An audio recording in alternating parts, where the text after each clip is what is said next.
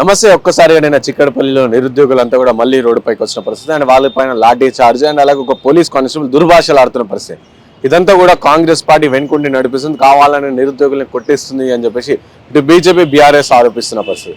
So మాట్లాడడం దీనిపైన మనతో పాటు మాట్లాడిన Congress party spokesperson so Venkat Nayak గారు ఉన్నారు. అన్న ఏందన్న నిరుద్యోగులు మళ్ళీ ఒకసారి నిన్న రోడ్డు పైకి వచ్చారు. అదే మొన్న శ్రీధర్ బాబు మాట్లాడుతూ సో కంప్లీట్ గా గవర్నమెంటే అన్ని ఉద్యోగాలు భర్తీ చేయలేదు, సో ప్రైవేట్ రంగాల్లో కూడా చూసుకుని అన్నట్టు మాట్లాడారు. సో దాని నిరసనంగా నిరుద్యోగులు బయటకు వచ్చారు, వారిపైన లాఠీ చార్జ్ జరిగింది. ఏం చెప్తారు? శ్రీధర్ బాబు గారు చెప్పిన మాటల్ని కొంతమంది రాజకీయ నిరుద్యోగులు ఇంటర్ప్రిట్ చేసుకున్నారు. నిజమైన నిరుద్యోగులకు వాళ్ళకి అర్థమైపోతుంది, ఎందుకంటే వాళ్ళు చదివే బుక్స్లలో ఇండస్ట్రీస్ పాలసీస్ ఉంటాయి, గవర్నమెంట్ ఉద్యోగాల యొక్క ఏది స్పేస్ ఎంత ఉంటుంది. ఇప్పుడు మనం వారేంటి శ్రీధర్ బాబు గారు ఐటీ మరియు పరిశ్రమల శాఖకు సంబంధించిన మంత్రి గారు. సో వారి శాఖలో ఉద్యోగాలు ఎక్కువ ఉంటాయి, మన ప్రభుత్వ రంగ ఉద్యోగాల కంటే ఐటీలో ఉద్యోగాలు ఎక్కువ ఉంటాయి. అదేవిధంగా పరిశ్రమల్లో ఎక్కువ ఉద్యోగాలు ఉంటాయి, వాటిని ప్రైవేట్ ఉద్యోగాలు అంటాం. దాన్ని వాళ్ళు ఆ విధంగా అంటే కొంతమంది దాన్ని రాంగ్గా ఇంటర్ప్రిట్ చేసుకున్నారు. మేము నిరుద్యోగులకి చేతులు మొక్కి ఒకటే చెప్తున్నాం, ఒక మాట మీరు ప్రధానంగా అర్థం చేసుకోండి. గత 10 సంవత్సరాలలో మీరు చాలా ఇబ్బందులు పడ్డారు, చాలా అంటే చాలా ఇబ్బందులు పడ్డారు. ఉప ఎన్నికలు వచ్చిన ప్రతిసారి మీ ఉద్యోగాలు గుర్తొచ్చాయి, ఏది కేసీఆర్ అండ్ కో ఫ్యామిలీకి.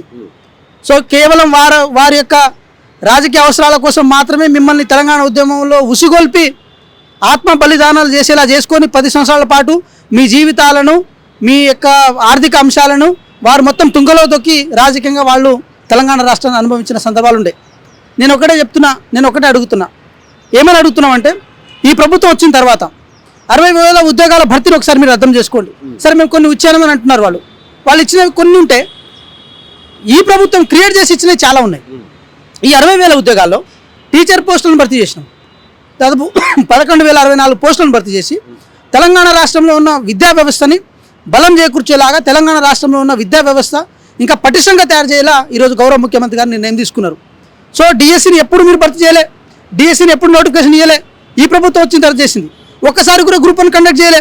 ఒకసారి గ్రూప్ 1 కండక్ట్ చేద్దామని ప్రయత్నం చేస్తే పేపర్లు మార్కెట్లో అమ్ముకున్నారు, పేపర్లను విదేశాల్లో అమ్ముకున్నారు, పేపర్లను ఎక్కడ పడితే అక్కడ అమ్ముకొని ఈరోజు మీరు అవినీతికి పాల్పడ్డారు. అలాంటి ప్రక్రియలు, అలాంటి పని ఈరోజు కాంగ్రెస్ ప్రభుత్వం చేయలే.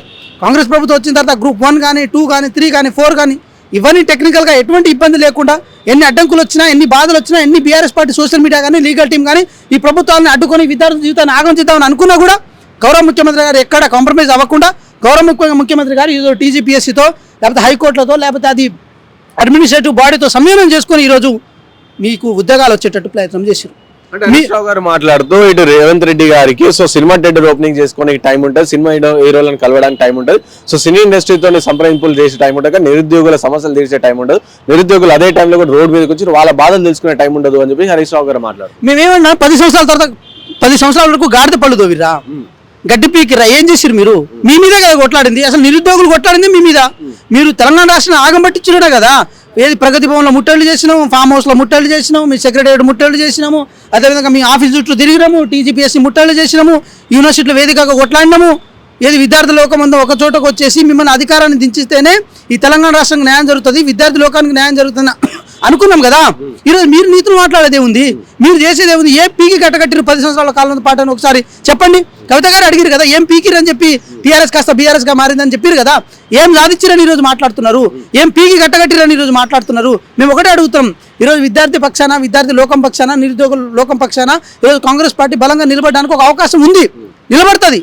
మేము ఈరోజు బట్టి విక్రమార్క గారు ఏది అసెంబ్లీ వేదికగా జాబ్ కార్డు ఇస్తామని చెప్పారు, అది త్వరితగతిన ఇస్తాం. పోలీస్ శాఖలో కానీ, లేకపోతే రెవెన్యూ శాఖలో కానీ, ఏది వెల్ఫేర్ శాఖలో కానీ, లేకపోతే మున్సిపల్ శాఖ, అన్ని శాఖల్లో ఉన్న ఉద్యోగాలను ఒక చోటకి తీసుకొచ్చిన తర్వాత వాటిని కేటగరైజ్ చేసి ఈరోజు మీకు ఏది తెలంగాణ నిరుద్యోగులకు ఉద్యోగాలు ఇవ్వడం కోసం ప్రభుత్వం కృతనిశ్చయంతో ఉంది. గత 10 ఏళ్లలో నిరుద్యోగులు ఎప్పుడైనా ఉద్యోగాలు అడిగినప్పుడు వాళ్ళ పేర్ల మీద లాఠీలు ఇరిగినాయి. అండ్ ఈ రోజు కూడా నిన్న అశోక్ నగర్ లో కూడా వాళ్ళ పేరు పైన లాఠీలు ఇరిగినాయి. దాంతోపాటు ఒక కానిస్టేబుల్ పోలీస్ ఆఫీసర్ ఆయన కూడా లకారాలతో దూషించి ఆయన తీసుకెళ్లి నిరుద్యోగులు రక్తం వస్తున్నా సరే తీసుకెళ్లి వ్యాన్లు ఎక్కించి అరెస్ట్ చేసిన పరిస్థితి. ఏం చెప్తారు దీనికి? సార్ ఒక మాట ఏంటంటే, ఇన్ కేసు ఇలాంటివి కనుక జరిగితే మాత్రం కాంగ్రెస్ పార్టీగా ప్రభుత్వంగా మేము కొంత బాధపడతాం. ఎందుకంటే మాకు నిరుద్యోగులు కానీ విద్యార్థులు కానీ వీళ్ళు మాకు చాలా ఇంపార్టెంట్. వీళ్ళు ఎందుకు మాకు ఇంపార్టెంట్ అంటే, తెలంగాణ రాష్ట్ర ఏర్పాటు కానీ తెలంగాణ రాష్ట్ర కొట్లాట కానీ జరిగింది ప్రధానంగా నిరుద్యోగ లోకం మీద నుంచి. ఈరోజు యూనివర్సిటీలు అన్నీ ఏకమైనాయి కాబట్టి, యూనివర్సిటీలో ఉద్యమం ఉవ్వెత్తున ఎగిసిపడింది కాబట్టి ఈరోజు తెలంగాణ రాష్ట్రం సాధించుకోవడానికి అవకాశమైంది.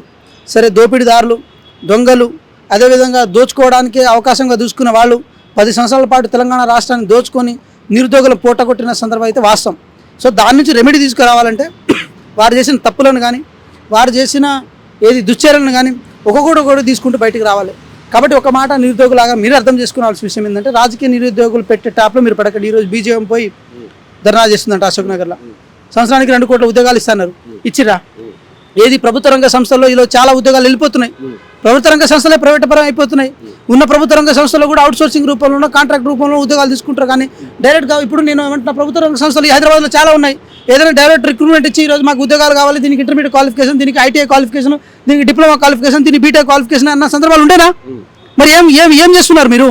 ఏం వీక్తున్నారు మీరు ఒక ఉద్యోగం ఇవ్వడానికి కూడా అవకాశం ఉండదు. 2 కోట్ల ఉద్యోగాలు సంవత్సరానికి ఇస్తా అని చెప్పి మీ మేనిఫెస్టోలో పెట్టి మీరు అధికారంలో 2014 వరకు వచ్చారు.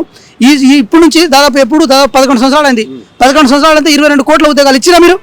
22 కోట్ల ఉద్యోగాలు ఇవ్వడం అంటే ఈరోజు తెలంగాణ రాష్ట్రానికి ఎన్ని ఉద్యోగాలు రావాలి? మరి ఆ ఉద్యోగాలు మీరు ఇచ్చిరా? మీరు చేసిరా? దాదాపు 80 లక్షల వరకు ఉద్యోగాలు రావాలి.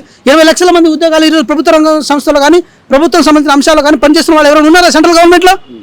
లెక్క తీయండి రామచంద్రరావు గారు, లెక్క తీయండి కిషన్ రెడ్డి గారు, లెక్క తీయండి బండి సంజయ్ గారు. మీకు మోహన్ చెల్లదు.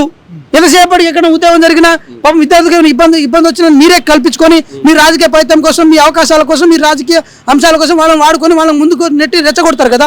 దానివల్ల ఎవరికి బెనిఫిట్ అవుతుంది? కేంద్ర ప్రభుత్వం మీరు కూడా ఉన్నారు కదా, మీరు ఏమి ఇచ్చారో చెప్పండి, అడగండి ఒక మాట.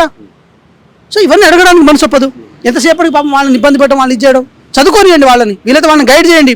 కొన్ని విషయాలు మీరు చెప్పండి. కేంద్ర ప్రభుత్వంలో రైల్వే సంబంధించిన జాబుల్లో ఇన్ని ఇస్తున్నాము, ఒక ఎన్టీపీసీ ఉద్యోగం మీరు కండక్ట్ చేయలేకపోయారు. ఒక గ్రూప్ డి కండక్ట్ చేయాలంటే దాని ఎన్నో రకాల తంటాలు, ఎన్నో రకాల బాధలు.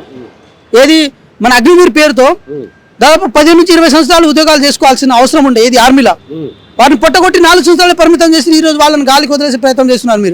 మీరు ఉద్యోగాల గురించి మాట్లాడుతున్నారు, మీరు సెక్యూరిటీ గురించి మాట్లాడుతున్నారు, మీరు సస్టైనబుల్ ఎంప్లాయ్మెంట్ గురించి మీరు మాట్లాడుతున్నారు. ఎంతమందికి ముద్రా లోన్లు ఇచ్చి కొత్త ఎంటర్ప్రీనర్ తయారు చేసిన సందర్భాలు ఉండే మీరు. సో కాబట్టి బీజేపీ నాయకులారా మీకు ఒకటే మేము అడుగుతున్నాం, మీరు ఉద్యోగాలు ఆడడానికి అర్హులు కాదు. మీరు ఇంకో మాట కూడా చెప్తున్నాం, ఈరోజు ఉస్మాన్ యూనివర్సిటీలో గుళ్ళు గోపురాలకి రామచంద్రరావు గారు వస్తుంటారు. ఆ గుళ్ళు గోపురాల చుట్టూ స్టడీ చేరేసుకొని విద్యార్థులు నిరుద్యోగులు చదువుకుంటారు. ఆ విషయం తెలుసా రామచంద్రరావు గారు మీకు? మీరు కూడా ఉస్మాన్ యూనివర్సిటీలో చదువుకున్నారు కదా.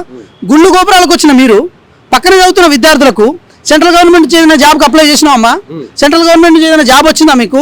ఏదైనా బ్యాంక్ ఎగ్జామ్కి ప్రిపేర్ అవుతున్నావా? ఏదైనా రైల్వే ఎగ్జామ్కి ప్రిపేర్ అవుతున్నావా? ఏదైనా technical course, skill employment course ఏదైనా చదివినావా? ఏదైనా దాంట్లో మీకు అవకాశం ఉందని చెప్పి ఒక్కరిని కూడా మీరు ఎందుకు అడగలేకపోతున్నారు? ఎందుకు మీరు చెప్పలేకపోతున్నారు? దానికి సమాధానం ఉండదు. ఒకటే మాట అంటున్నాము, మీకు నిజంగా హిందూ మతంలో ఉన్న నిరుద్యోగుల మీద, విద్యార్థుల కనుక మీద ప్రేమ ఉంటే స్టేట్ గవర్నమెంట్ నుంచి ఎంప్లాయ్మెంట్ కలిపేయడానికి మమ్మల్ని మీరు ఎట్లా అంటున్నారో దానికి మేము సిద్ధంగా ఉన్నాం. ఎందుకంటే ఈ రాష్ట్ర ప్రభుత్వం ఏర్పడడం వాళ్ళ పాత్ర కీలకం ఉందని మేము బలంగా నమ్ముతున్నాం. మీరు కూడా సెంట్రల్ గవర్నమెంట్ నుంచి మేము ఇన్ని ఉద్యోగాలు ఇవ్వబోతున్నాం అని చెప్పి మీరు కూడా ఒక మాట ఇవ్వండి. ఆర్టీఐ ద్వారా ఇన్ఫర్మేషన్ అడగండి. మీరు ఒకసారి ఇన్ని సంస్థలు ఉన్నాయి కదా కేంద్ర ప్రభుత్వ సంస్థలు ఈ చుట్టుపక్కల, మన తెలంగాణ నుంచి కానీ లేకపోతే ఓవరాల్గా కానీ ఎన్ని ఉద్యోగాలు వచ్చినాయని చెప్పి దాని మీద మాట్లాడమని చెప్పండి. వాళ్ళ దగ్గర సమాధానం ఉండదు. కాబట్టి ఒక మాట, విద్యార్థులారా మీరు అర్థం చేసుకోండి, మీరు తొందర పడకండి. మీరు చాలా ఓపికతో ఉండండి. మంచి రోజులు వస్తున్నాయి. అన్ని డిపార్ట్మెంట్లో ఉద్యోగాలు వస్తున్నాయి. కాంగ్రెస్ రోజు ఎప్పుడు కూడా త్వరలోనే ఉద్యోగాలు ఇస్తాం, మంచి రోజులు వస్తాయి త్వరలోనే. ఆ త్వరలోనే ఎప్పుడు అని చెప్పేసి కూడా నిరుద్యోగులు ప్రధానంగా అడుగుతారు. సో ఫైనల్ చెప్పండి, నిరుద్యోగులకి ఎప్పుడు ఆ శుభవార్త చెప్పబోతారు? ఎప్పుడు ఆ త్వరలో అనేది రేపో ఈ రోజు అని ఎప్పుడైతుందో అది చెప్పండి. ఒక నోటిఫికేషన్కి ప్యారలల్ నోటిఫికేషన్ ఉండదన్న. ఒక నోటిఫికేషన్ అన్ని కంప్లీట్ అయిన తర్వాత ఇంకో నోటిఫికేషన్ ఇవ్వాల్సి ఉంటుంది. అయితే మేము జాబ్ క్యాలెండర్ ఇద్దామనుకున్నాం కాబట్టి ఆల్రెడీ కంప్లీట్ అయిన నోటిఫికేషన్ ఇవ్వలేకపోయినాం. ఇప్పుడు గ్రూప్ 3 కొంచెం పెండింగ్లో ఉంది. వాటికి అపాయింట్మెంట్ లెటర్స్ ఇవ్వాల్సి ఉంది. అది ఇచ్చేస్తే అన్ని కంప్లీట్ అయిపోయినట్టు. ఇంకా చిన్న కొన్ని కోర్టు కేసులు ఉన్నా కూడా వాటిని కూడా రిజాల్వ్ చేసుకోవాల్సి ఉంటుంది. వాటిని ఆపినప్పటికీ కూడా జాబ్ క్యాలెండర్ అంటే ప్రధానంగా విద్యార్థులు చూసేది ఏంటంటే పోలీస్ డిపార్ట్మెంట్లో ఉద్యోగాలు, గ్రూప్ 1, 2, 3, 4 ఉద్యోగాలు, అదేవిధంగా కొన్ని జనరల్గా మనకు కనపడే ఉద్యోగాలు కొన్ని ఉంటాయి. వాటిని అయితే జాబ్ క్యాలెండర్లో ఇంక్లూడ్ అయ్యి చూస్తారు వాళ్ళు. అంటే ఇవి ఉంటేనే జాబ్ క్యాలెండర్ అన్నట్టు ఫీల్ అవుతారు. సో వారిని ఆ ఫీల్ని తీసుకురావాలన్నా, అవి కనుక త్వరితగతిన భర్తీ కావాలన్నా కూడా అవి ఒకేసారి జరగాల్సిన అవసరం ఉంది. అంటే యూనిటరీ పాలసీలో జరగాల్సిన అవసరం ఉంది. కాబట్టి దానికోసమే కొంచెం తాత్సారం అవుతున్న విషయం వాస్తవం. దాంట్లో గవర్నమెంట్ ఎటువంటి రాంగ్ ఇంటెన్షన్ లేదు. ఇవన్నీ ప్యారలల్గా జరిగే అంశాలు కాదు, ఒకేసారి జరిగే అంశాలు అని చెప్పి గవర్నమెంట్ అనుకుంటున్నది. కాబట్టి దాని మీద అర్థం చేసుకోవాల్సిన అవసరం ఉంది. దాన్ని తెలంగాణ నిరుద్యోగులు కూడా అర్థం చేసుకొని ముందుకెళ్ళాలని కోరుకుంటున్నాం. సో విన్నర్గా ఇది వెంకట నాయక్ గారు చెప్తున్నాను. సో నిరుద్యోగుల కంప్లీట్ సో త్వరలోనే మళ్ళీ ఆ శుభవార్త చెప్పబోతుంది. కాస్త ఓపికతో ఆగండి అని చెప్పి చెప్తాను. అలాగే BJP and BRS. So first BRS అయితే 10 సంవత్సరాలు ఏం చేసిందని అడుగుతున్నా. అండ్ బీజేపీ 11 సంవత్సరాల్లో 2 కోట్ల ఉద్యోగాలు వేసుకుంటే 22 కోట్ల ఉద్యోగాలు మీరు ఎక్కడ ఇచ్చారు అని చెప్పేసి కూడా వెంకట నాయక్ గారు అడుగుతున్నారు. సో చూద్దాం నిరుద్యోగులకు ఎప్పుడు ఆ శుభవార్త ఉద్యోగాలకు సంబంధించి వస్తుందని చెప్పేసి.